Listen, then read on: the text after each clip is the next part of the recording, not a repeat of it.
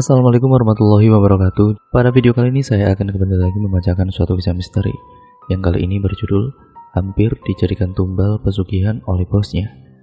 Cerita pada kali ini ditulis oleh akun yang bernama Enlaila.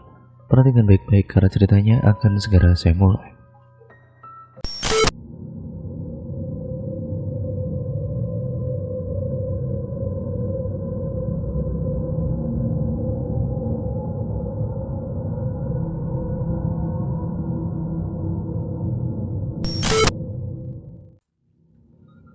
Saat itu Yoga berkuliah di suatu universitas yang ada di kotanya. Yoga tengah menyelesaikan pendidikan S1-nya. Beberapa bulan lagi Yoga akan wisuda, dan setelah kuliah masih bingung mau mencari pekerjaan di mana. Suatu ketika ada salah satu temannya Yoga yang menawari pekerjaan di sebuah kantor pertanahan. Namun Yoga tidak menerima tawaran pekerjaan di kantor pertanahan itu. Karena menurut Yoga, itu tidak sesuai dengan jurusan yang diambil kuliahnya. Sementara Yoga mengambil urusan tentang cara berbisnis, jadi dia menolak tawaran temannya itu. Singkat ceritanya, beberapa bulan kemudian Yoga wisuda dan sekarang Yoga sudah memiliki gelar sarjana. Dengan bekal ijazah kuliahnya dari universitas ternama dengan IPK yang tidak terlalu tinggi dan tidak terlalu rendah juga. Ya sedang-sedang sajalah. Yoga akhirnya mulai mencari pekerjaan ke sana kemari. Sempat saat itu Yoga merantau ke kota besar ibu kota untuk mencari pekerjaan di beberapa perusahaan besar. Namun ternyata tidak mudah dengan apa yang dia kira. Akan tetapi Yoga tidak menyerah dan berhenti begitu saja. Di kota rantau dia terus mencari pekerjaan dari perusahaan satu ke perusahaan yang lain. Dengan usahanya, Yoga juga diiringi dengan rajin berdoa. Yoga juga selalu meminta doa restu dari kedua orang tuanya yang ada di kampung saat dia akan melamar pekerjaan, supaya Yoga diberikan kelancaran dan kemudahan rezekinya. Di tanah rantau Yoga ini sendirian dengan bekal uang ongkos sehari-hari yang pas-pasan. Apalagi untuk bayar kosan yang tiap bulannya mahal, jadi Yoga harus pintar-pintar mengelola uangnya untuk setiap harinya. Apalagi itu, uang dari kedua orang tuanya hasil dari jual kambing peliharaannya demi Yoga. Di belakang rumahnya, kedua orang tuanya Yoga ini memelihara beberapa ekor kambing memang untuk dijual. Setiap malam Yoga menyiapkan berkas-berkas untuk melamar pekerjaan di beberapa perusahaan besok paginya. Sudah puluhan perusahaan yang dilamar oleh Yoga, akan tetapi tidak ada satupun yang menyangkut. Yoga tidak menyerah dan tidak mau mengecewakan kedua orang tuanya. Singkat ceritanya, tiba-tiba dering telepon berbunyi dari sampingnya Yoga duduk di atas kasur. Ternyata ada telepon dari temannya yang ada di kampung, dan akun ini pun temannya Yoga saat SMA. Halo Yok. Iya Gun, ada apa nih tumben telepon aku? Iya nih, ada yang mau aku omongin. Ngomongin apa Gun? Serius amat kayaknya. Lagi apa Yok? Sekarang masih di rantau Yok? Tanya aku.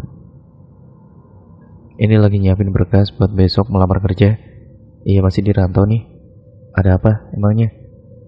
Katanya mau ngomong apa? Tanya Yoga penasaran. Gini Yok, di perusahaan aku bekerja masih butuh karyawan, ditempatkan di bagian HRD. Kamu mau nggak? Kalau mau besok pulang kampung saja, ucap aku.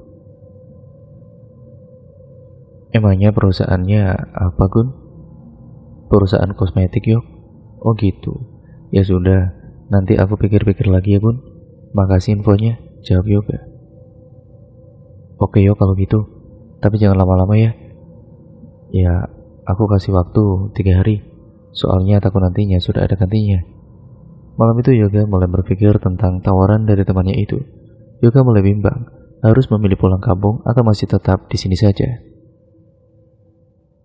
Sedangkan kalau Yoga masih tetap stay di kota rantaunya dan dia belum juga mendapat panggilan, Yoga juga nantinya pasti akan kebingungan untuk kebutuhan sehari-harinya untuk makan. Belum mendapat pekerjaan namun uangnya habis hanya untuk kesehariannya saja. Akhirnya Yoga menelepon ibunya meminta saran. Assalamualaikum Bu, apa kabar Bu? Waalaikumsalam. Alhamdulillah baik nak. Kamu gimana? Di sana udah dapat kerja? Tanya ibunya. Belum bu, padahal sudah kesana kemari aku melamar pekerjaan di beberapa perusahaan tapi belum ada yang nyangkut juga, jawab Yoga. Ya sudah gak apa-apa, kamu yang sabar, mungkin belum rezeki kamu, tapi kamu harus tetap bersemangat, jangan nyerah, jelas ibunya. Oh iya bu, tadi temanku di kampung telepon, dia menawari aku pekerjaan di perusahaannya dia bekerja. Menurut ibu bagaimana ya? Aku ambil atau tidak? Soalnya di rantau juga uangnya sudah pas-pasan bu, tidak akan cukup, jelas Yoga.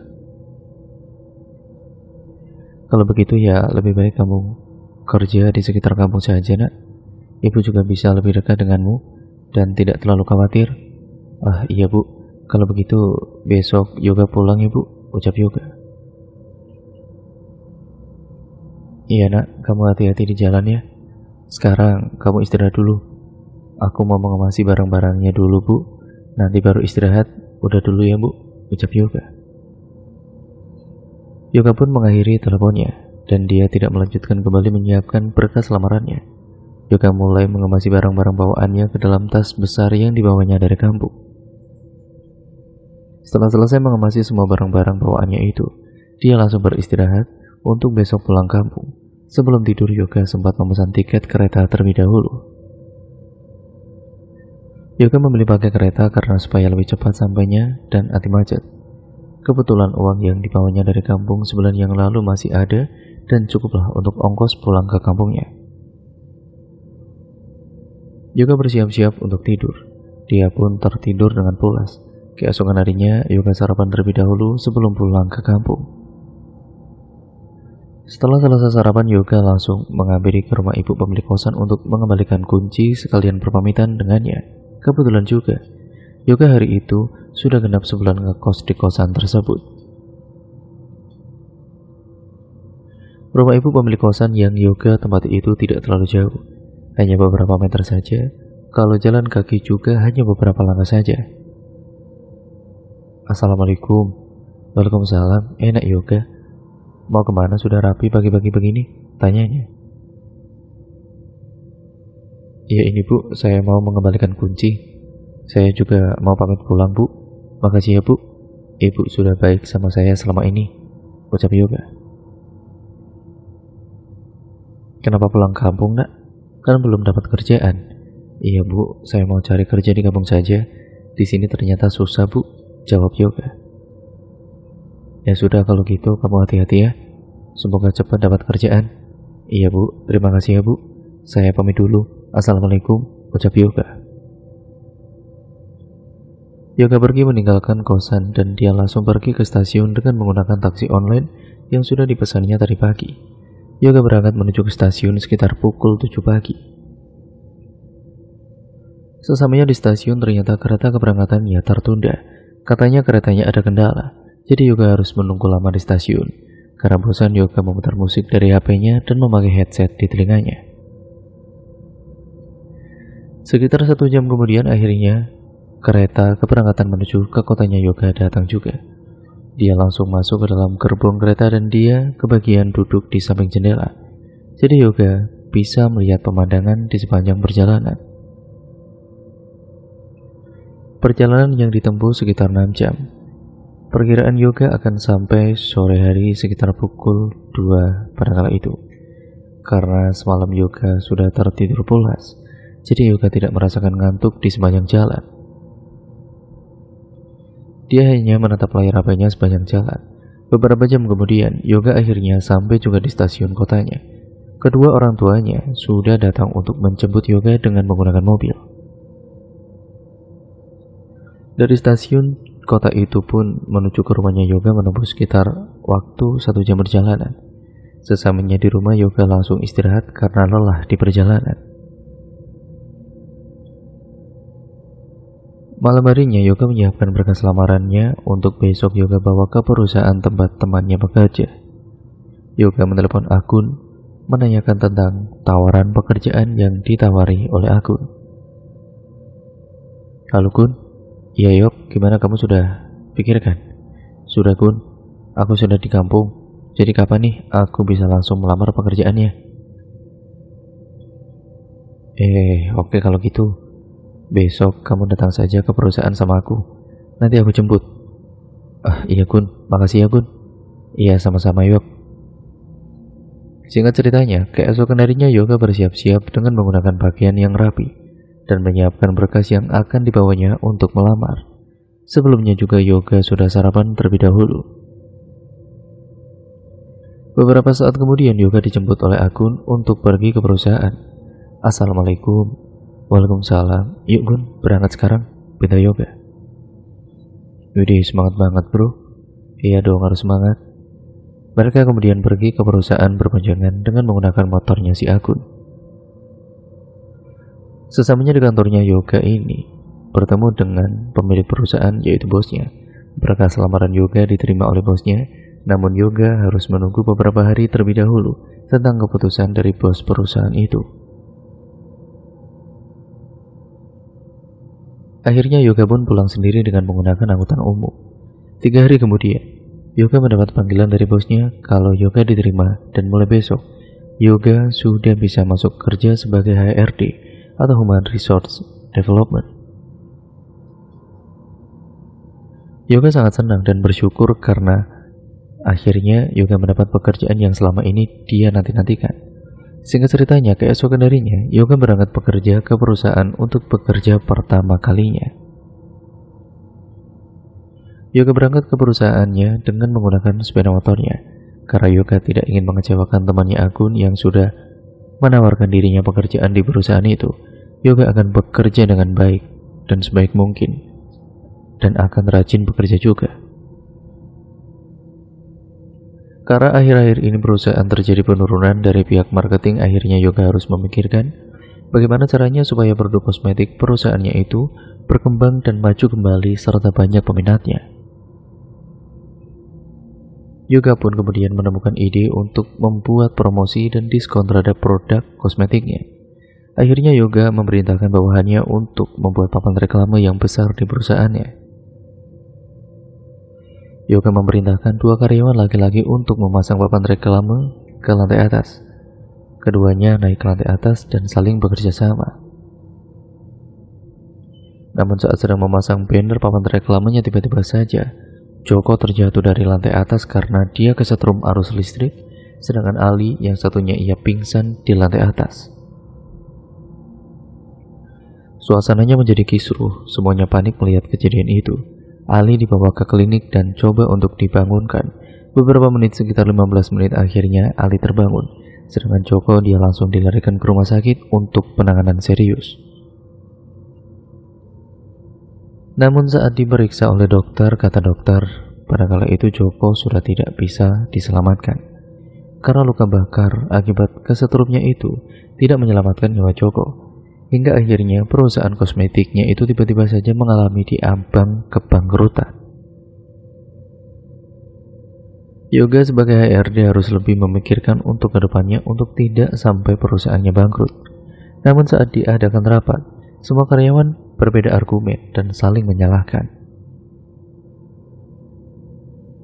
Hingga akhirnya Yoga sempat melawan bosnya karena dituduh Yoga tidak becus dalam bekerja.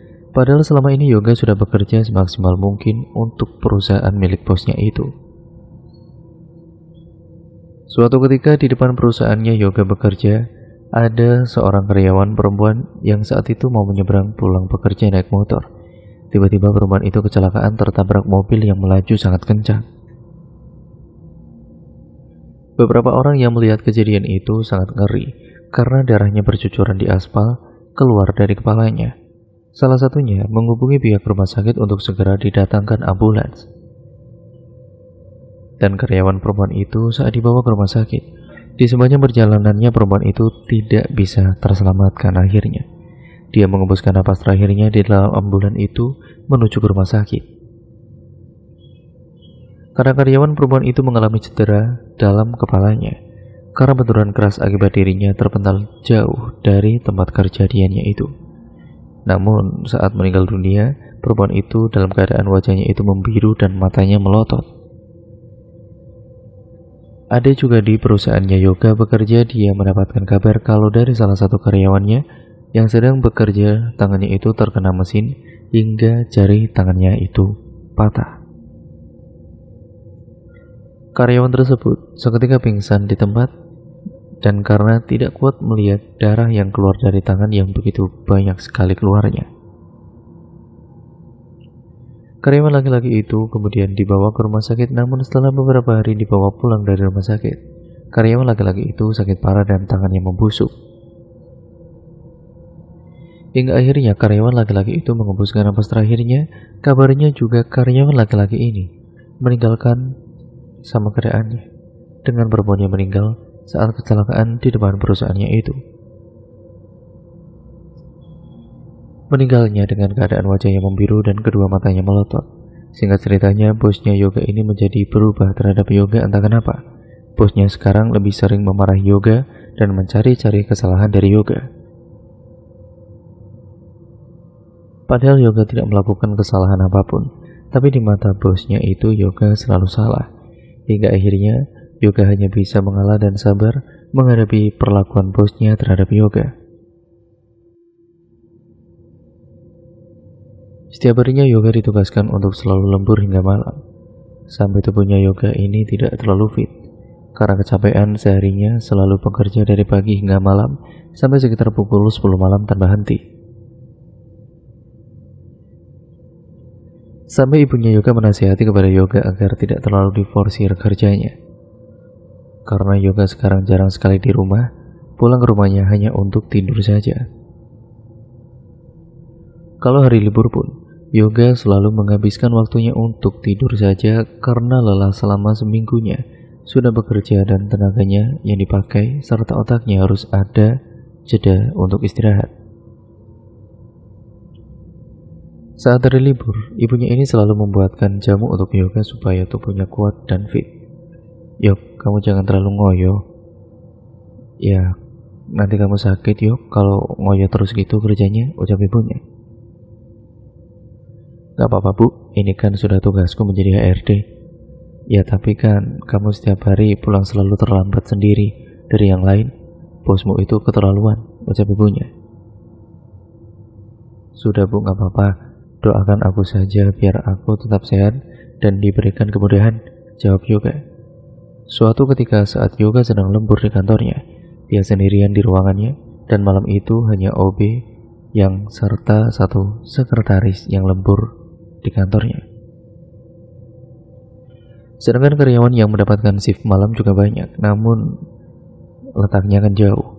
Para karyawan di gedung, sedangkan Yoga di dalam kantor. Saat itu sedang mengerjakan tugasnya, Yoga sedikit mengantuk. Akhirnya Yoga ini memanggil OB untuk membuatkan kopi supaya kantuknya hilang. OB pun datang menghampiri ke ruangannya Yoga dengan membawakan secangkir kopi. Permisi mas. Iya masuk mas. Taruh di situ saja mas. OB pun meletakkan secangkir kopinya di atas meja kerjanya Yoga. Setelah meminum kopi tersebut, perlahan rasa kantuknya Yoga mulai menghilang. Yoga jadi lebih fokus untuk bekerja. Sekitar pukul malam itu, Yoga melihat ada bayangan hitam di tembok ruangan kerjanya. Bayangan itu seperti manusia namun dengan tubuh yang sangat besar dan tinggi. Akan tetapi di ruangan itu tidak terdapat siapa-siapa. Yoga pun saat melihat bayangan hitam itu tidak terlalu menghiraukannya. Dia kembali fokus mengerjakan tugasnya. Yoga tiba-tiba terkejutkan dengan pintu yang tertutup dengan sendirinya dengan cukup keras. Brak! Membuat tubuhnya Yoga terperanjat kaget. Kebetulan saat itu pintu ruangannya itu sedikit terbuka dan tidak tertutup rapat. Astagfirullah, ucap Yoga. Saat malam itu padahal juga tidak ada angin kencang yang lewat di ruangan tersebut. Namun anehnya, kenapa pintu bisa tertutup dengan sendirinya dan bayangan hitam itu perlahan-lahan berjalan menghilang entah kemana.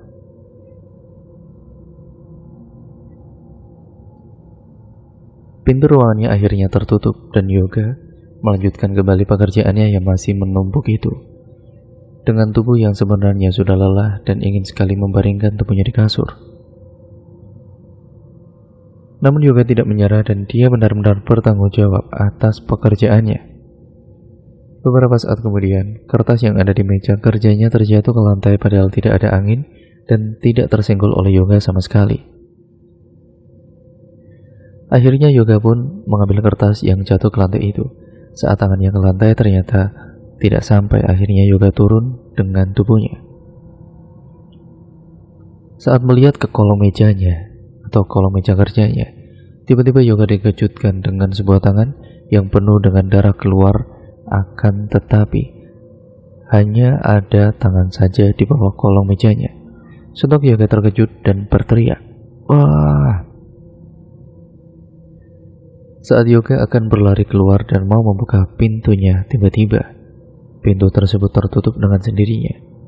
Yoga berusaha meminta tolong, tapi sepertinya di dalam kantor itu tidak ada yang mendengar suara teriakannya.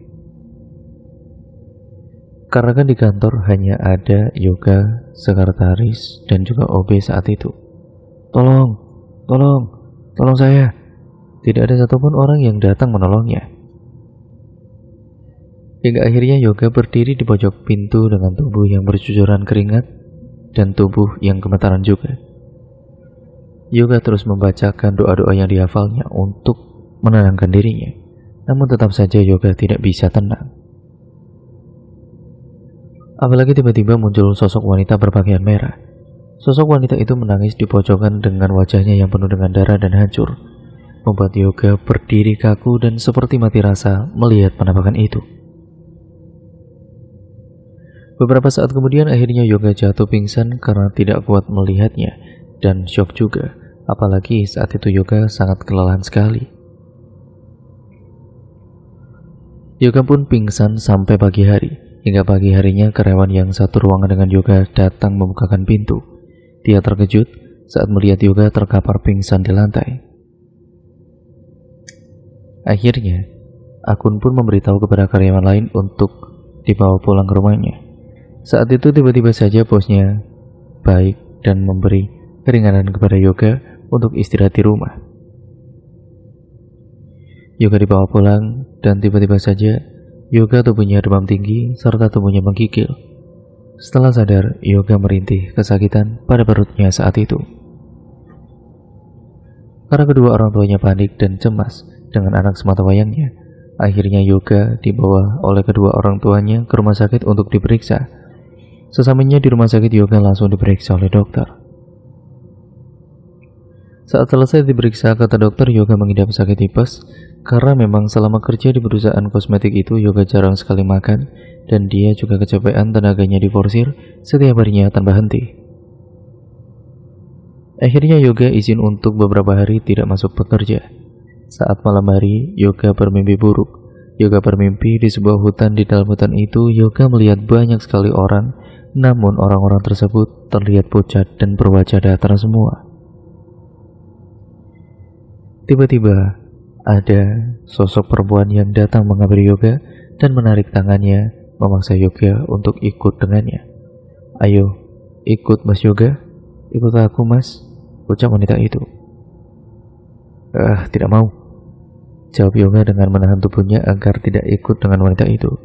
Seketika Yoga terbangun dengan keadaan napas yang terengah-engah dan tubuhnya berkeringat seperti habis mandi.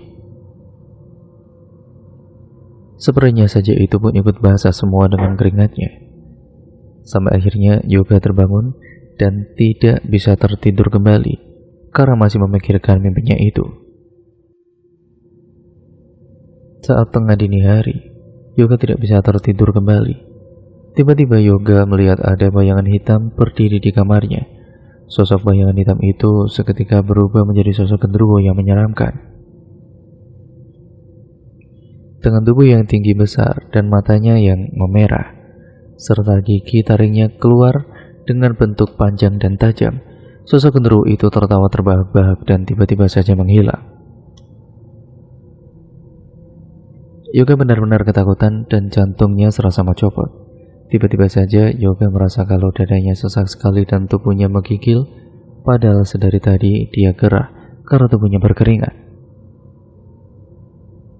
Yoga memanggil-manggil ibunya dengan keras dari kamarnya, karena kamarnya Yoga dengan kedua orang tuanya itu bersampingan. "Bu, Pak, Beberapa saat kemudian kedua orang tuanya menghampiri ke arah Yoga. "Ya Allah, kamu kenapa lagi ini, nak?" ucap ibunya lalu memeluk Yoga dan menangis. Tubuhnya masih terus menggigil dan keringatnya mulai menghilang.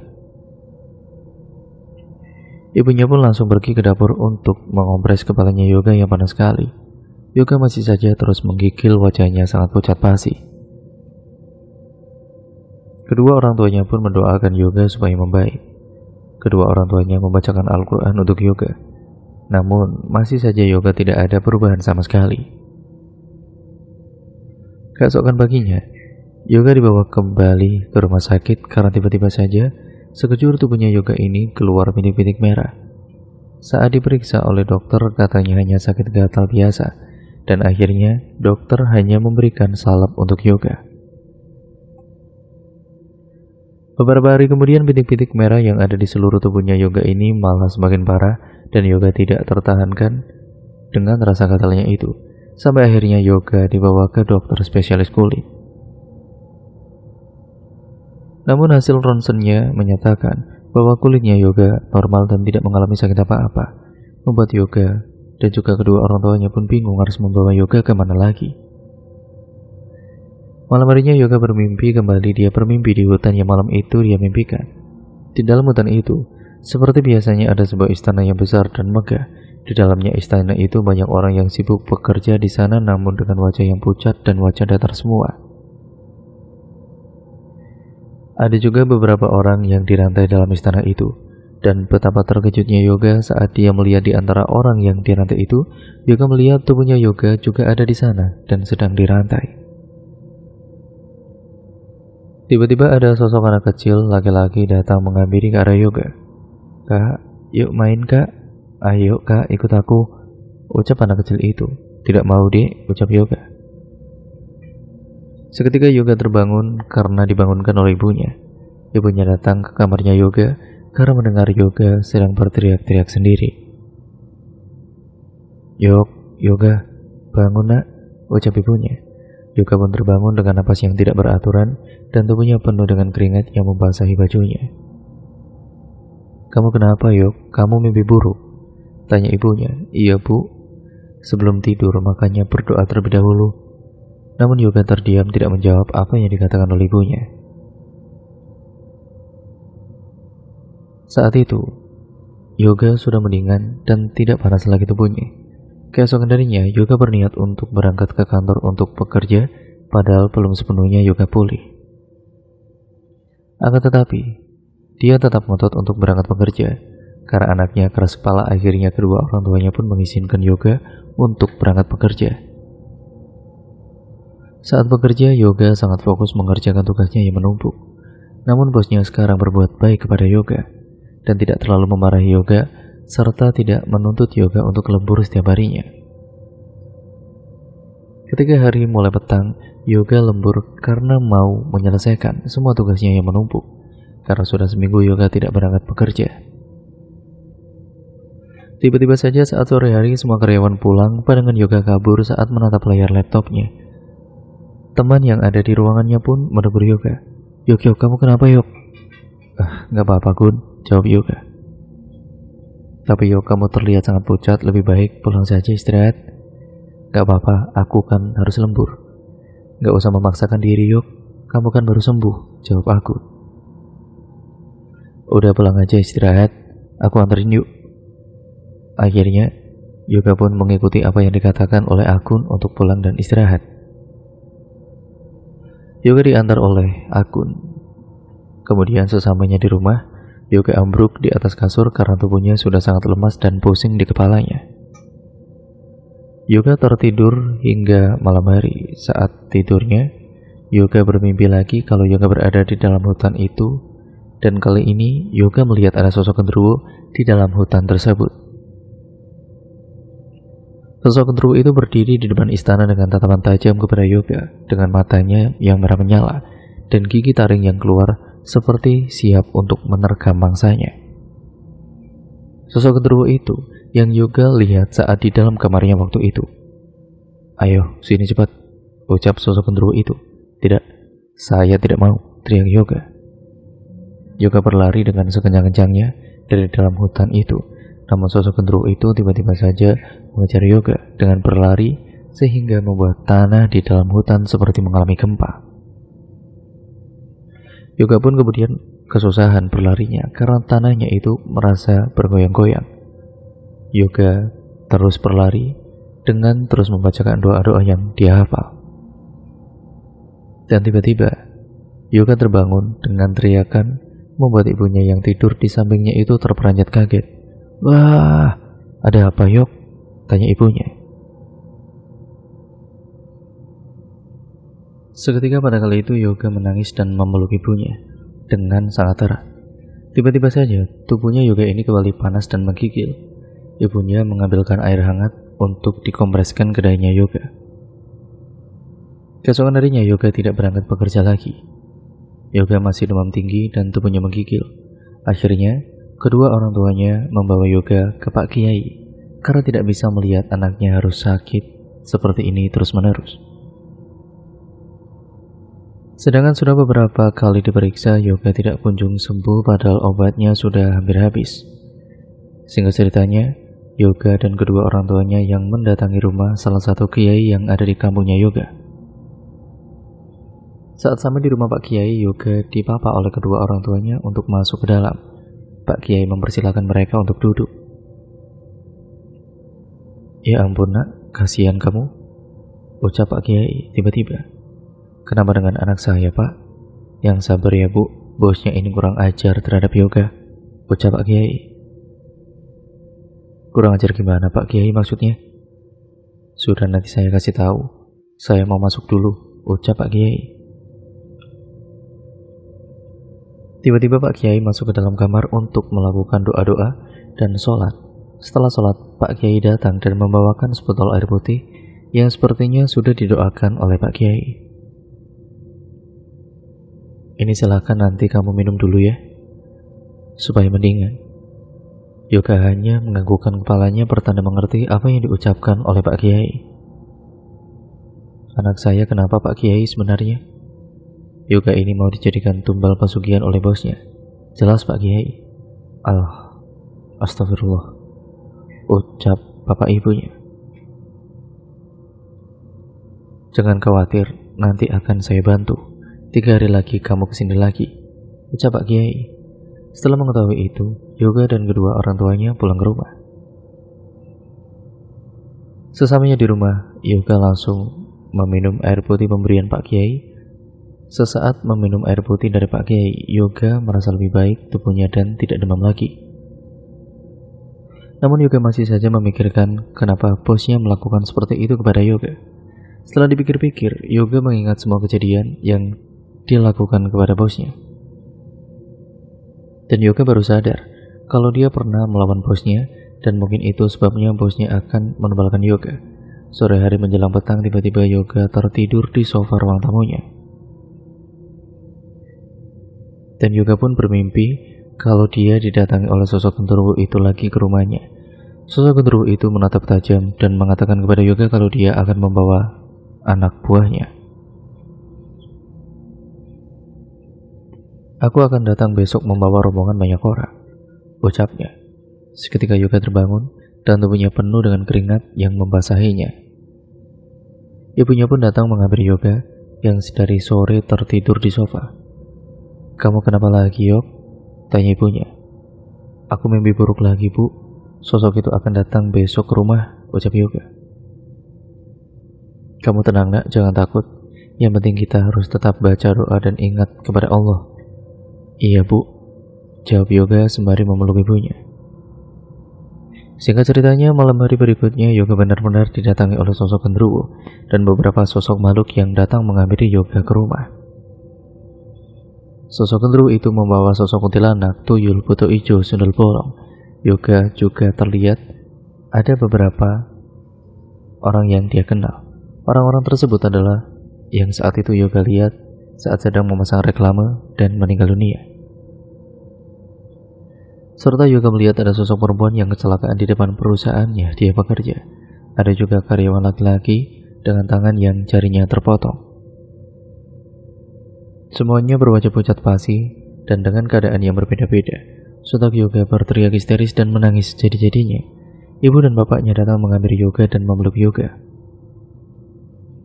Yoga membenamkan kepalanya di dalam pundak ibunya, karena dia tidak kuat melihat sosok-sosok yang menyeramkan itu datang ke rumahnya.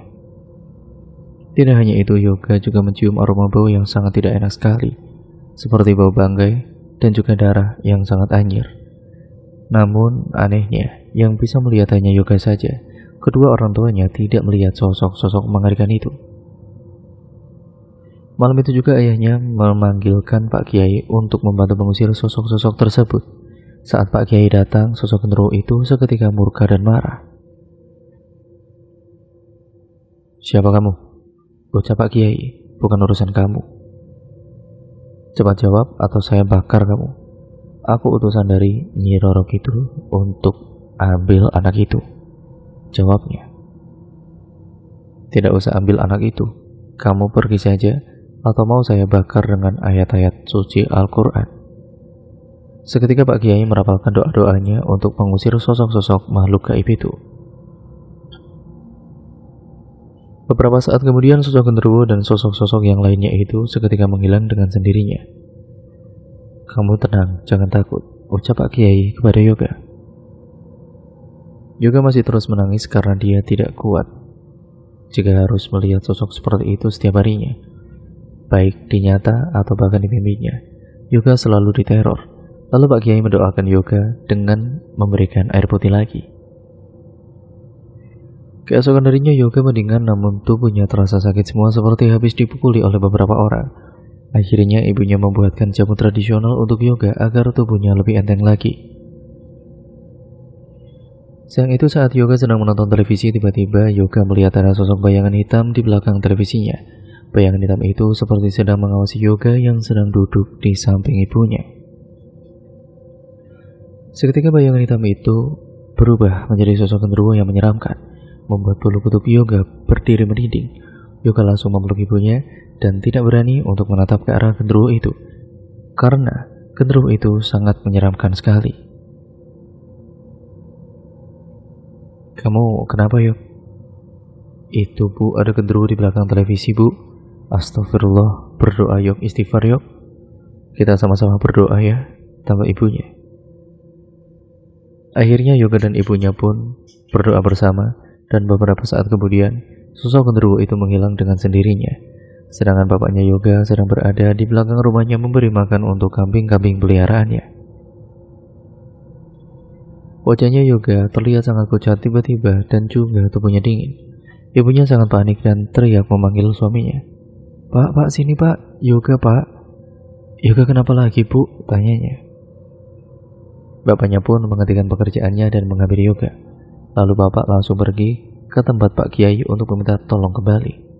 "Assalamualaikum," ucap bapak. "Waalaikumsalam. Ada apa, Pak?" tanya Pak Kiai. "Tolongin anak saya lagi, Pak. Yoga tiba-tiba pucat sekali, Pak." "Kalau begitu, ayo kita ke sana," ucap Pak Kiai. Pak Kiai pun bersedia untuk datang ke rumah melihat keadaannya Yoga. Saat Pak Kiai sampai di rumahnya, Yoga sudah pingsan dengan tubuhnya yang sangat dingin dan tubuh memucat. "Astagfirullah, Yoga dalam bahaya ini. Terus bagaimana Pak Kiai caranya kita menyembuhkannya?" "Tenang, saya akan mencobanya," jawab Pak Kiai. Lalu Pak Kiai duduk di samping Yoga yang tengah terbaring lemah. Pak Kiai terus membacakan doa dengan khusyuk dan tiba-tiba sosok genderuwo itu datang ke dalam ruangan televisi itu lagi. Sosok genderuwo itu tertawa terbahak-bahak. "Kembalikan sukmanya. Kenapa kamu ambil sukmanya anak ini?" Namun sosok genderuwo itu masih terus tertawa karena sudah mendapatkan target tumbal selanjutnya. "Dia sudah ikut dengan Nyi Ratu. Aku diutus untuk mengambil anak ini. Kembalikan sekarang atau kamu saya hancurkan sekarang juga," ucap Pak Kiai. "Kalau mau anak ini kembali, ada syaratnya." "Apa syaratnya?" "Sebagai gantinya anak itu, saya minta kepala kerbau hitam," ucapnya. "Baik, tapi setelah itu sukmanya kembalikan segera." Sosok genderuwo itu seketika menganggukkan kepalanya dan menghilang dengan perlahan. "Bagaimana Pak Ustadz?" Sosok genderuwo itu minta syarat jika Yoga ingin dikembalikan sukmanya. Apa syaratnya Pak Kiai? Kepala kerbau hitam. Kalau begitu, nanti secepatnya saya akan mencari kepala kerbau hitam itu Pak Kiai, jawab Bapak Yoga. Lalu Pak Kiai membacakan doa untuk Yoga dan beberapa saat kemudian, akhirnya Yoga tersadarkan diri. Namun, masih saja tubuhnya ini masih pucat dan seperti orang yang sudah meninggal dunia. Karena sukmanya sudah dibawa oleh sosok genderuwo itu ke dalam istananya Nyi Roro Kidul. Hari berikutnya bapaknya Yoga mencarikan seekor kerbau hitam untuk dijadikan syaratnya mengambil sukmanya Yoga kembali. Bapak mencari ke sana kemari dari kampung satu ke kampung yang lain, bahkan bapak pergi mencari kerbau hitam itu sampai ke kota. Karena mencari kerbau hitam itu tidak mudah, dan akhirnya bapak menemukan kerbau hitam tersebut di salah satu kota. Setelah cocok, bapak pun langsung mengambil seekor kerbau hitam itu. Kerbau hitam itu dibawa dengan menggunakan truk untuk dibawa ke rumahnya. Setelah dibawa ke rumah, kerbau hitam itu pun disembelih oleh Pak Kiai dengan dibacakan doa terlebih dahulu. Setelah selesai, kerbau hitam itu langsung disiapkan bersama dengan beberapa sesajen. Dan malam harinya Pak Kiai, Yoga, serta kedua orang tuanya berdoa bersama di dalam rumahnya Yoga. Pak Kiai duduk bersila diikuti dengan Yoga yang ikut membaca doa mengikuti apa yang dibacakan oleh Pak Kiai. Orang tuanya pun ikut membacakan doa dengan husuknya. Beberapa saat kemudian Pak Kiai dan Yoga tiba-tiba berada di sebuah hutan dan masuk ke dalam istana yang sama seperti di dalam mimpinya Yoga. Lalu Pak Kiai memanggil sosok genderuwo dan Nyi Roro Kidul itu. Mereka pun menempatkan diri di hadapannya Pak Kiai dan Yoga. Ada apa kalian kesini? Kembalikan sukmanya anak ini. Saya sudah membawakan syaratnya, ucap Pak Kiai. Tidak bisa. Kan sosok genderuwo itu sudah melakukan perjanjian dengan saya. Kalau saya sudah menyiapkan syaratnya, sukmanya akan dikembalikan. Tapi kenapa berubah? Saya sudah menyukai anak ini dan akan saya jadikan suami saya. Karena sudah naik pitam, akhirnya Pak Kiai berperang dengan Nyi Ratu itu. Dengan sekuat tenaga Pak Kiai terus membacakan doa-doanya, dan ternyata Pak Kiai memang pada kala itu akhirnya menang dari perang dengan Nyi Ratu. Akhirnya Nyi Ratu pun mengembalikan sukmanya, yaitu sukmanya Yoga, yang terlihat sedang dirantai dalam istananya. Setelah selesai sukmanya dikembalikan, akhirnya Yoga sudah kembali normal seperti semula. Pak Kiai dan Yoga kembali ke tempat semula dan seketika tubuhnya Yoga menjadi enteng dan segar kembali. Kedua orang tuanya merasa sangat bersyukur karena Yoga sudah kembali seperti semula. Setelah selesai dari tempatnya Nyi Roro Kidul itu pun, lalu Yoga didoakan lagi oleh Pak Kiai agar jiwanya pulih. Dan Pak Kiai menyarankan kepada Yoga untuk segera keluar saja dari tempatnya bekerja. Besok pokoknya kamu harus segera keluar dari perusahaan itu, apapun alasannya, supaya kamu itu tidak terjebak kembali dalam kesesatan bosmu itu, ucap Pak Kiai. Iya Pak Kiai, terima kasih ya Pak Kiai atas kebantuannya. Ini tasbih pegang, dan nanti kamu simpan ini baik-baik sebagai jaga-jaga untuk menangkal sosok gaib itu, ucap Pak Kiai. Akhirnya Yoga pun menerima tasbih pemberian dari Pak Kiai dan disimpannya di bawah bantal tidurnya.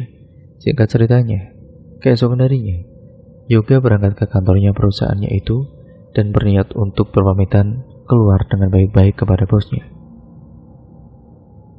Kali ini Yoga ditemani oleh bapaknya untuk pergi ke kantor untuk berbicara dengan bosnya. Yoga masuk ke dalam ruangan bosnya bersama dengan bapaknya. Permisi Pak. Iya silakan masuk, jawabnya. Yoga dan juga bapaknya langsung membuka pintu kantornya dan masuk ke dalam. Yoga, ada apa Yok? Silakan duduk dulu Yok, Pak.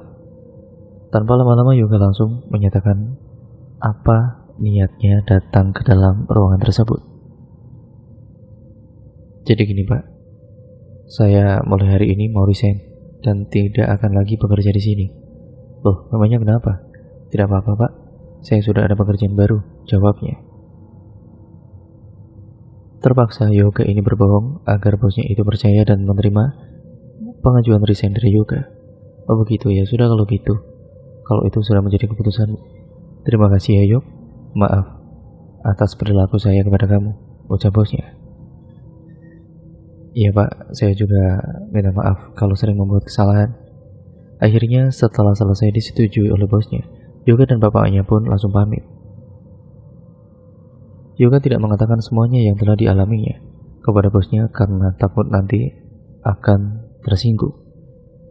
Yoga juga berpamitan kepada Agun yang dulu menawarkan kerja hingga Yoga bekerja di perusahaan itu. Gun, aku pamit ya. Mulai sekarang aku sudah tidak lagi bekerja di sini. Terima kasih sudah menawarkan aku kerja di sini dan sampai aku kerja di sini juga. Lo kenapa kamu tiba-tiba resign, Yok? Gak apa-apa, Gun. Aku udah ada kerjaan baru. Ya sudah, semoga kamu sukses selalu ya, Yok, ucap Agun.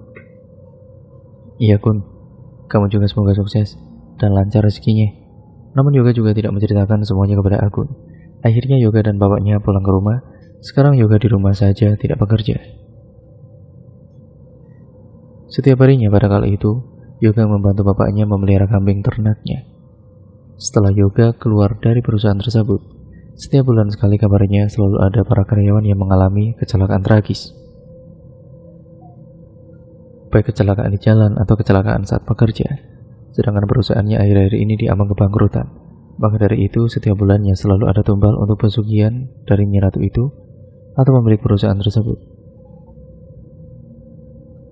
Dulunya, Pak Reno, pemilik perusahaan ini, bekerja sebagai sales kosmetik. Namun entah dari mana dia mendapat pesugihan itu. Pak Reno melakukan pesugihan itu karena ingin hidupnya jauh lebih baik dan tidak diremehkan oleh mertuanya.